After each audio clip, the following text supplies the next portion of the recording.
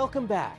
After a former restaurant manager lost his leg to a diabetic infection, he changed careers to help people like him. As you know, looking good is feeling good. Damon Thorne got his barber's license and is opening a business called Compassionate Caring Cuts for people with disabilities. I can have conversations that they can't have with their nurses or even family members. Thorne says he was inspired by the care his rehab team gave him. I want to be that person to other people that I wanted for me. He recently reunited with them for a 3-year reunion. You never lost that positivity. I think that's literally the reason why you're doing so great. Thorne says he'll travel to wherever people need him for a compassionate haircut. 2 Los Angeles families are celebrating the extended lives of their loved ones thanks to advances in modern transplant medicine. Rena Nakano explains a procedure called the organ swap. I feel like this is a prayer that has been answered for me. She's smiling now, but when 28-year-old Jocelyn Casillas was born, the bile ducts in her liver were scarred. She managed to live a relatively normal life until 2018. Well, at that point, that's when I got listed to get my liver transplant. Essentially, she was waiting for someone with a healthy liver to die for her to live. Option 2 was to ask family members to be a living liver donor. So this is the liver. Blood tests at USC Keck Medicine showed that her youngest brother Saul was a match. However, I actually got rejected because my anatomy wasn't compatible with Jocelyn's anatomy. Around the same time, another family was doing tests for a kidney transplant. They told me I was born with small kidneys. 40-year-old Jaime Rocha was going to dialysis 3 times a week while waiting for a cadaver kidney transplant.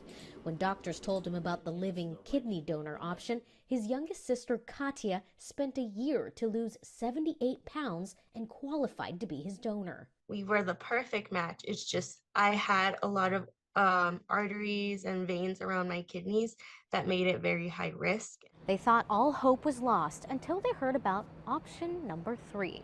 An organ swap.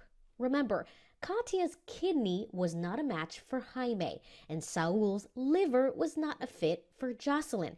So the medical teams thought, what if Saul and Katia switched organs to donate to each other's siblings? And I'm just thinking, what are the chances of finding 2 other people who are completely compatible? Well, tests showed it was a rare, perfect 4-way match. 2 weeks later, they were under the knife. This was only the second time this happened, but so in the world? In the world that we know of. Their identities were kept a secret until the procedure was complete and everyone was healed. When they first met, it was like family. But these miraculous organ swaps won't work if there aren't willing donors, especially in minority communities. That's why both families are now advocating for more people to consider giving the gift of life. Not only was me and Jaime's life saved and we were able to get removed from the list, but 2 people essentially got to go up on the list. Hispanic people, they kind of scared, but at the end, it's just worth it. It will save your life and other people's life. It's now been 6 months since their transplants. Jaime has now moved to a different area to start a new job, and Jocelyn is training to become an elementary school teacher. I'm Rena Nakano, CBS News, Los Angeles. The summer travel season is almost upon us, and everyone knows flying can be stressful. One of the world's busiest airports is helping travelers take a load off with help from some furry friends. Ian Lee reports. These pups are on patrol at Istanbul Airport. They're not sniffing out drugs, but searching for tense travelers passing through Turkey. Gerçekten çok talep görüyoruz. This dog handler says, we see a lot of demand for therapy dogs. They help people to relax. Border Collie Alita leads the pack of this pilot project, giving kisses and comfort. After your long flight or you get stressful or you lost something, you need something like can keep you calm down, and something that's like the dog is wonderful. Italian Retriever Cookie loves belly rubs. I think it looks nice to have friendly dogs in the airports. And research shows this positive approach has health benefits, reducing stress, raising feel-good hormones, and lowering blood pressure. They stop people worrying and they make people happy.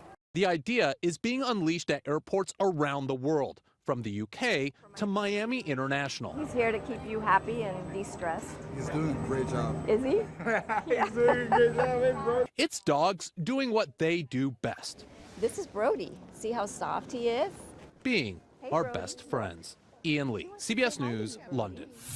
That's this week's Eye on Health. I'm Michael George. Thanks for joining us and be well.